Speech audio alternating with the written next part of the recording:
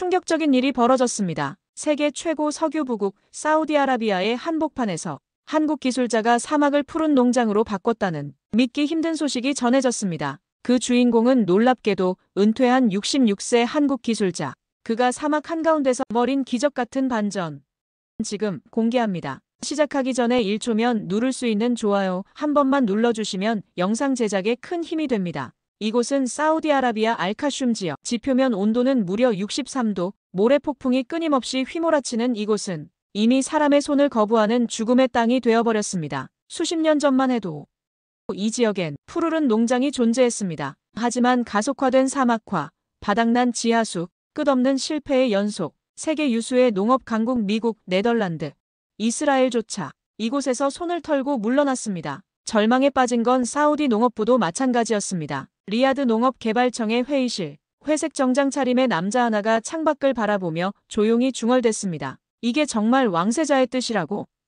회의실 안엔 무거운 침묵이 흘렀습니다. 누구도 쉽게 대답하지 못했습니다. 사막 위에 지어진 고층 빌딩들, 그리고 그 너머로 보이는 메마른 황토빛 평원. 그것이 지금 사우디 농업의 현실이었습니다. 저는 파이살 알무탄, 사우디 농업개발청의 차관이자 이 땅을 다시 푸르게 만들고 싶은 사람입니다. 15살에 영국 유학길에 올라 농업경제학을 전공했고 그 꿈 하나로 귀국해 지금까지 달려왔습니다. 하지만 오늘 제 책상 위엔 이해하기 힘든 제안서 하나가 놓여 있었습니다. 한국의 은퇴한 농업기술자 정인호 박사.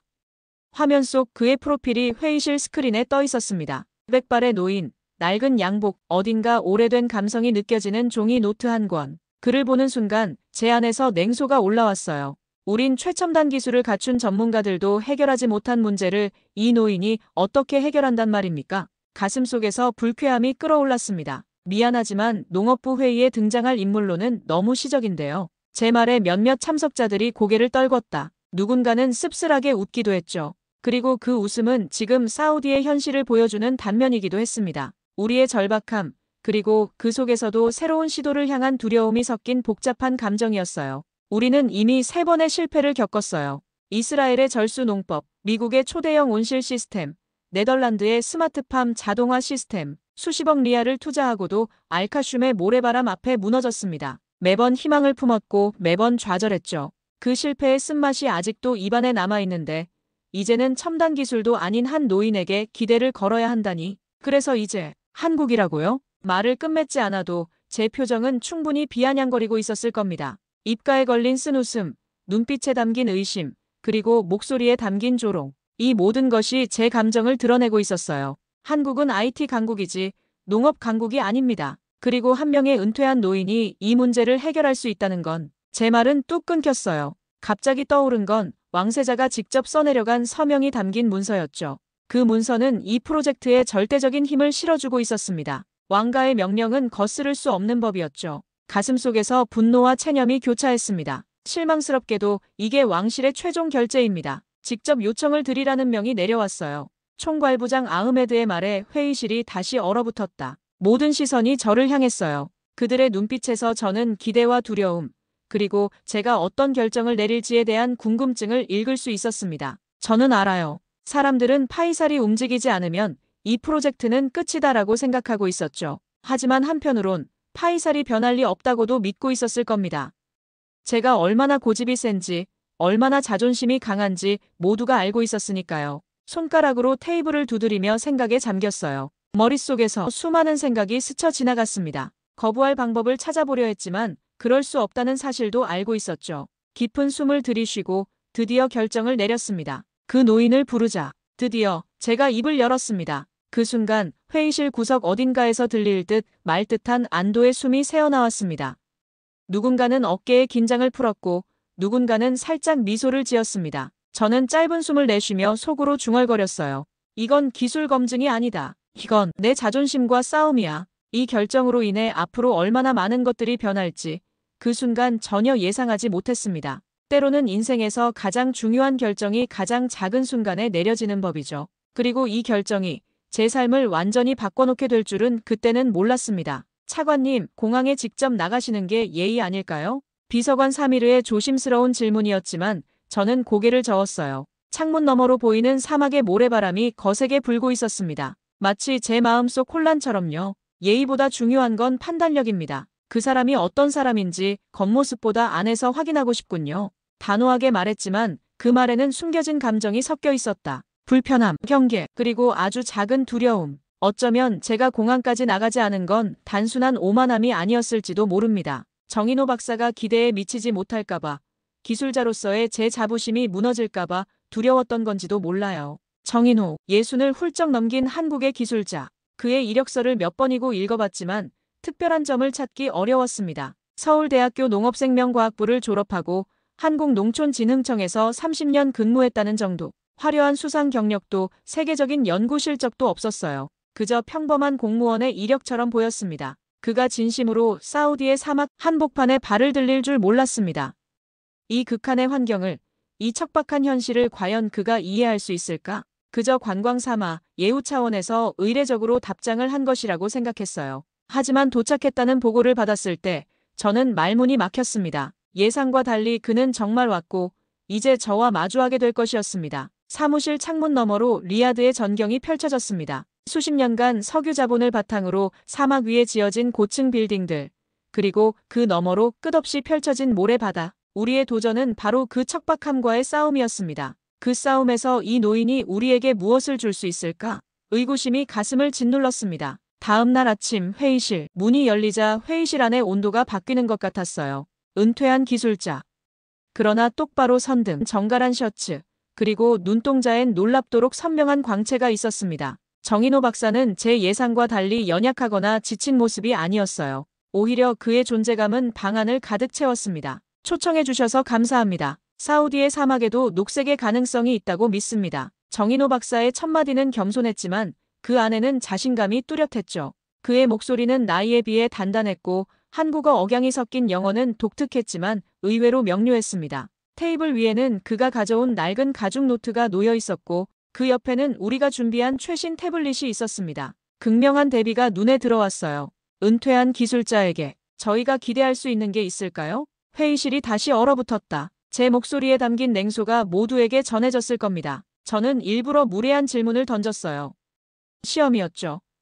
그의 첫 반응이 궁금했습니다. 이런 시험에 그가 어떻게 대응하는지 보고 싶었어요. 분노할까? 당황할까? 아니면 굴복할까? 잠시의 침묵. 정인호 박사는 천천히 고개를 들어 저를 바라보았습니다. 그의 눈빛에는 분노도 당황함도 없었어요. 오히려 이해와 평온함이 깃들어 있었습니다. 그리고 정인호 박사는 말했어요. 차관님, 그 질문을 들은 게 처음은 아닙니다. 하지만 사막에 나무를 심겠다고 말한 사람도 처음엔 미쳤다는 소리를 들었죠. 말끝에 미소도 없었고 방어도 없었다. 정인호 박사는 맞서지 않고 맞서지 않음으로써 단단한 인상을 남겼습니다. 그 순간 저는 그가 단순한 기술자가 아니라는 것을 직감적으로 느꼈어요. 그의 말에는 깊은 경험과 지혜가 담겨 있었습니다. 회의는 예상보다 빨리 끝났습니다. 정인호 박사는 우리의 시설을 둘러보고 싶다며 다음 날 현장 방문을 요청했어요. 저는 형식적으로 동의했지만 속으로는 여전히 의구심이 가득했습니다. 그를 완전히 믿을 수는 없었어요.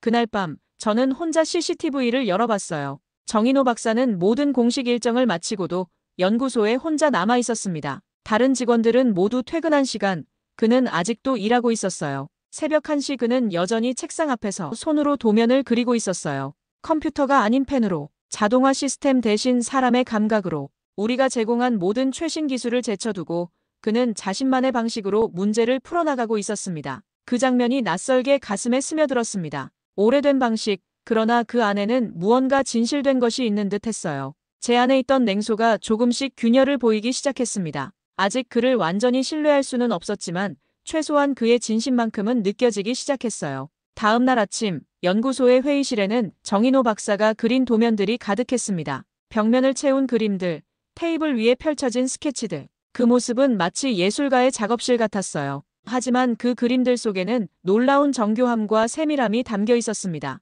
정 박사님, 이게 다 어젯밤에 직접 그리신 겁니까? 제 목소리에는 놀라움이 묻어났어요. 하룻밤 만에 이 정도의 작업을 해낸다는 것은 거의 불가능해 보였습니다. 정인호 박사는 고개를 끄덕였습니다. 그의 눈가에는 피곤함이 서려 있었지만 눈빛만큼은 여전히 선명했어요. 제가 데이터를 사랑하지 않는 건 아닙니다. 다만 현장의 숨소리는 숫자로만 설명되지 않더군요. 그 말에 저는 할 말을 잃었어요. 그의 말이 제 가슴을 울렸습니다. 현장의 숨소리, 언젠가 나도 느꼈던 농장의 미묘한 기류, 식물이 자라는 소리, 흙이 숨쉬는 소리, 그리고 그 속에서 느껴지는 생명의 리듬. 그걸 언젠가부터 모니터 그래프로만 판단하게 된 제 모습이 떠올랐죠. 어느 순간부터 저는 숫자만 보고 보고서만 읽으며 실제 현장에서 멀어져 있었던 겁니다. 정인호 박사의 도면을 자세히 살펴보았습니다. 그의 설계는 우리가 지금까지 시도했던 것과는 근본적으로 달랐어요. 우리가 생각했던 방향과는 정반대였습니다. 문제는 단순했어요. 우리는 냉각 기술을 강화하려 했고 외부의 열기를 막기 위해 점점 더 두꺼운 벽을 쌓고 더 강력한 냉각 장치를 설치했죠. 하지만 박사의 제안은 정반대였습니다. 냉각의 구조를 낮춰야 합니다. 사막은 위에서 태우지만 지하는 차가운 보물입니다. 그의 설명은 간단했지만 그 안에는 깊은 통찰이 담겨 있었어요. 사막의 표면은 뜨겁지만 지하로 내려갈수록 온도가 낮아집니다. 그는 지하의 차가움을 농장에 끌어올리는 방식을 제안했습니다. 복잡한 냉각장치 대신 자연의 원리를 활용하는 것이었죠. 회의실에 모인 엔지니어들은 그의 설명을 듣고 의아한 표정을 지었습니다. 너무 단순해 보였기 때문이에요. 우리는 지금까지 복잡한 시스템을 구축하는 데 집중했는데 정인호 박사는 오히려 단순함을 추구했습니다. 이렇게 복잡한 시스템을 단 하루 만에? 누군가 물었고 그에 대한 정인호 박사의 대답은 이랬어요. 새로운 걸 만든 건 아닙니다. 이미 사막에 있던 것을 다시 꺼낸 것뿐이죠. 그 순간 제 마음에 작은 깨달음이 찾아왔습니다. 이 사람은 기술자가 아니라 사막의 언어를 읽는 번역자였어요. 그는 새로운 기술을 개발한 것이 아니라 이 땅이 가진 우리가 지금껏 보지 못했던 가능성을 발견한 것뿐이었습니다. 회의가 끝나고 다른 사람들이 모두 자리를 떠났을 때 저는 혼자 그의 도면들을 다시 살펴보았어요. 그 선 하나하나에는 오랜 경험과 관찰이 담겨 있었습니다. 복잡한 공식이나 화려한 그래프는 없었지만 그 단순함 속에 깊은 지혜가 숨어 있었어요. 그날 밤 저는 그의 노트를 집에 가져가 다시 펼쳐보았습니다. 페이지마다 꽉 찬 메모와 스케치, 그리고 가끔씩 적혀있는 개인적인 감상들. 그의 노트는 마치 일기장 같았어요. 기술적인 내용 사이사이에 그의 삶과 철학이 녹아 있었습니다. 손글씨 하나하나에 실린 그의 세월, 그의 집념, 그리고 말하지 않아도 느껴지는 감정. 수십 년간의 고민과 탐구가 이 페이지들 속에 응축되어 있었어요. 그의 삶 자체가 이 노트 속에 담겨 있는 듯 했습니다. 이 사람은 실패해서 한국을 떠난 게 아니라 끝내 하고 싶은 일을 못해서 떠난 사람이다. 그 생각이 제 마음을 스쳐 지나갔습니다. 노트 속에는 완성되지 못한 꿈들 시도했지만 실현하지 못한 아이디어들이 가득했어요. 마치 그가 오랫동안 갈망해온 무언가를 우리 사막에서 찾으려는 듯한 인상을 받았습니다. 처음으로 정인호 박사가 이곳에 온 이유가 궁금해졌습니다. 단순한 기술 전수가 아니었음을 직감적으로 느꼈어요. 그에게는 우리가 모르는 더 깊은 목적이 있을지도 모른다는 생각이 들었습니다. 호기심과 경계심이 뒤섞인 감정으로 저는 다음날 그와의 만남을 기다렸습니다. 그로부터 일주일 후 정인호 박사의 설계대로 첫 번째 시험 시설이 완성되었습니다. 놀랍게도 모든 건설은 예상보다 빨리 예산보다 적게 진행되었어요. 그의 설계는 복잡하지 않았기 때문입니다. 기존의 자원을 최대한 활용하고 새로운 장비보다는 구조의 변화에 초점을 맞추었죠. 모든 것이 순조롭게 진행되고 있었습니다. 하지만 자연은 때때로 인간의 계획을 비웃기도 합니다. 완공된 지 단 이틀 만에 우리는 최악의 상황을 마주하게 되었어요. 알카슘 기온 63도 돌파 예정. 스마트팜 설비 1, 2, 3, 4호 위험 경보 발동. 통제실 알람이 동시에 울리며 빨간 불빛이 깜빡였어요. 모니터에는 급격히 상승하는 온도 그래프가 표시되었습니다. 올해 들어 가장 강력한 열파가 우리 지역을 강타하고 있었어요. 한 번의 실수도 허용되지 않는 상황. 이 폭염은 예고도 없이 몰아치는 자연의 무심함이었습니다. 통제실은 순식간에 긴장감으로 가득 찼습니다. 기술자들은 모니터 앞에서 바쁘게 움직였고 각종 경고음이 끊임없이 울려 퍼졌어요. 모두의 얼굴에는 불안과 공포가 서려 있었습니다. 냉각 시스템 전면 가동, 백업 전력 연결 준비. 저는 최대한 침착하게 지시를 내렸지만 속은 타들어갔어요. 이런 상황은 이전에도 겪어봤습니다. 지난 실패의 기억이 떠올랐고 이 위기가 반복되면 프로젝트 전체가 무너질 수도 있었어요. 또다시 실패하면 저의 경력도 이 프로젝트에 걸린 모든 기대와 희망도 함께 사라질 것이었습니다. 정인호 박사는 모니터 앞에서 조용히 데이터를 살펴보고 있었어요. 그의 표정은 놀랍도록 평온했습니다. 마치 이런 상황을 이미 예상했던 것처럼요. 그때 정인호 박사가 조용히 말했습니다. AI는 지금 상황을 예측하지 못합니다. 사람이 직접 들어가야 합니다. 회의실이 일순 조용해졌어요. 모두가 그의 말을 이해하기까지 몇 초가 걸렸습니다. 그가 말한 것은 누군가가 직접 밖으로 나가 외부 제어 장치를 수동으로 조작해야 한다는 의미였어요. 그러나 밖의 기온은 이미 인간이 견디기 힘든 수준을 넘어서고 있었습니다. 누구도 그 말에 반박하지 않았지만 그 누구도 나서지 않았습니다. 폭염 속 외부 제어 장치는 죽음과도 같은 열기 안에 있었습니다. 보호 장비를 입는다 해도 그 온도에서 수분 이상 버티기는 거의 불가능했어요. 정적이 흐르는 가운데 제 마음속에서는 갈등이 일었습니다. 누군가는 나가야 했고 그 누군가는 책임자여야 했죠. 단순한 직위가 아니라 진정한 리더십이 필요한 순간이었습니다. 그럼 제가 가겠습니다. 제가 입을 열자 모두가 저를 바라봤어요. 차관이 직접 나간다니 전례 없는 일이었죠. 일부는 놀란 표정을, 일부는 걱정스러운 눈빛을 보냈습니다. 지금은 계급이 아니라 책임이 중요합니다. 누군가는 나서야 하고 그 누군가가 나여야만 합니다. 제 목소리에 담긴 확신은 제 자신도 놀라게 했어요. 평소에 저라면 결코 내리지 않았을 결정이었습니다. 하지만 그 순간 책임감이라는 무거운 짐이 제 어깨에 내려앉았고 그것이 저를 행동하게 만들었습니다. 엔지니어들이 서둘러 보호 장비를 가져왔습니다. 두꺼운 단열복, 특수 장갑, 산소 마스크까지 모든 장비를 갖추고 나니 제 몸은 이미 땀으로 젖기 시작했어요. 출입구로 향하는 제 발걸음이 무거웠습니다. 두려움이 엄습했지만 물러설 수 없었어요. 정인호 박사가 제 어깨에 손을 얹었습니다. 그의 눈빛에서 저는 걱정과 존중을 동시에 읽을 수 있었어요. 조심하십시오. 차관님만이 할 수 있는 일입니다. 그 말이 묘하게 용기를 주었습니다. 다른 사람도 아닌 바로 정인호 박사의 말이었기에 더욱 그랬는지도 모르겠어요. 보호 장비를 입고 나선 모래바람 속 문이 열리는 순간 뜨거운 바람이 얼굴을 때렸습니다. 마치 용광로 앞에 선 느낌이었어요. 기온은 60도를 넘겼고 바람은 제 몸을 휘청이게 만들었어요. 모래는 칼처럼 날아와 제 얼굴을 긁었고 숨쉬기조차 어려웠습니다. 단열복 안으로 스며드는 열기가 피부를 태우는 듯 했습니다. 한 걸음, 또 한 걸음, 조절 장치가 있는 곳까지는 불과 30m 정도였지만 그 거리가 마치 영원처럼 느껴졌어요. 매 발걸음마다 의지력이 필요했습니다. 머릿속에서는 포기하고 돌아가라는 목소리가 끊임없이 들려왔어요. 하지만 제 뒤에는 동료들이 그리고 정인호 박사가 지켜보고 있었습니다. 정인호 박사의 음성이 통신기에 울렸어요. 차관님, 천천히. 너무 무리하지 마세요. 왼쪽 2번 밸브가 먼저입니다. 그의 목소리는 놀랍도록 침착했습니다. 마치 이 상황을 이미 수없이 겪어본 사람처럼요. 그 목소리가 제게 안정감을 주었어요. 저는 그의 말대로 손을 뻗었어요.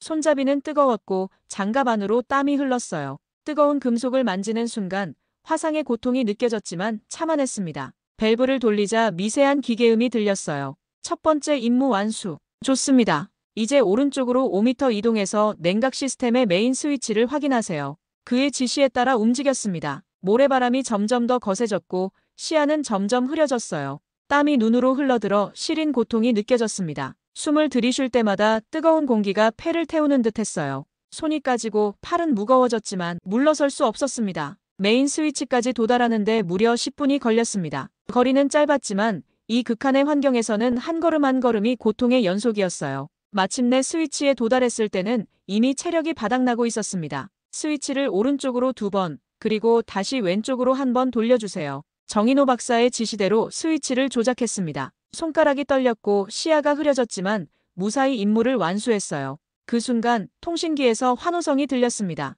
계기판의 숫자가 서서히 안정되기 시작한 것 같았어요. 마지막입니다. 비상냉각 장치를 가동시켜야 합니다. 오른쪽 패널 아래에 있어요. 정인호 박사의 목소리가 점점 멀게 느껴졌습니다. 열기와 탈진으로 의식이 흐려지기 시작했어요. 다리가 풀리는 것 같았고 숨쉬기가 점점 더 어려워졌습니다. 하지만 포기할 수 없었어요. 마지막 힘을 짜내어 오른쪽 패널로 향했습니다. 그 순간 통신기에서 들려온 한마디. 당신이 여기에 있다는 게 정말 감사합니다. 짧은 말이었지만 저는 그 안에서 한 사람을 믿기 시작한 감정을 들을 수 있었어요. 정인호 박사의 말에는 진심이 담겨 있었습니다. 그것이 제게 마지막 힘을 주었어요. 비상냉각 장치의 레버를 당겼습니다. 순간 기계가 작동하는 소리와 함께 시스템 전체가 움직이기 시작했어요. 성공했습니다. 모래 폭풍이 지나간 지 2달 후 우리 농장에서는 첫 수확이 이루어졌습니다. 사막의 한가운데 녹색의 단풍수를 이룬 농작물들이 자라났어요. 그것은 단순한 농작물이 아니라 불가능을 가능으로 만든 기적과도 같았습니다. 수확의 날, 사막의 아이들이 흙냄새를 맡은 첫날, 우리는 특별히 인근 학교의 아이들을 초대했습니다. 그들 대부분은 평생 사막에서만 살아왔고 진짜 채소가 어떻게 자라는지 본 적이 없었어요. 그들의 눈에 비친 푸르른 생명의 모습이 궁금했습니다. 아이들은 농장에 도착하자마자 놀라움을 감추지 못했어요. 작은 손으로 조심스럽게 식물을 만지고 호기심 어린 눈으로 모든 것을 관찰했습니다. 그들의 웃음소리가 농장을 가득 채웠어요. 작은 가위로 상추를 자르는 손들. 정말 여기서 자란 거예요? 라는 아이의 질문에 정인호 박사가 웃으며 말했습니다. 그래, 이건 사막의 봄이야. 아이의 눈동자가 반짝였어요. 그 표정이 이 프로젝트의 가장 큰 보상이었습니다. 모든 고생, 모든 어려움이 그 순간의 기쁨으로 보상받는 느낌이었어요. 첫 수확을 기념하는 작은 행사가 열렸습니다. 왕세자의 대리인도 참석했고 여러 언론사도 이 특별한 순간을 취재하러 왔어요. 사우디의 사막 농업의 새로운 가능성이 열렸다는 소식이 전해지기 시작했습니다. 무대에 오른 정인호 박사는 기술 대신 철학과 사람에 대한 이야기를 했습니다.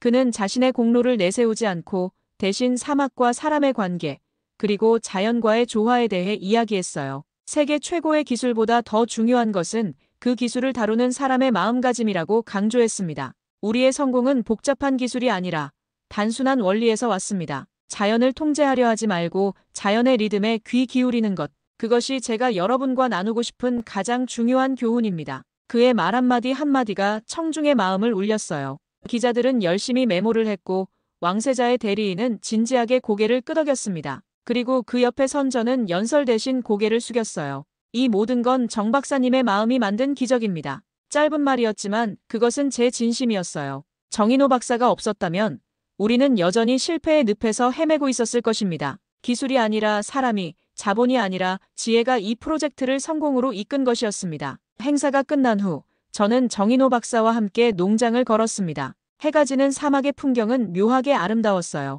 붉은 석양이 모래 위에 그림자를 드리우고 농장의 초록색이 그 사이에서 더욱 선명하게 빛나고 있었습니다.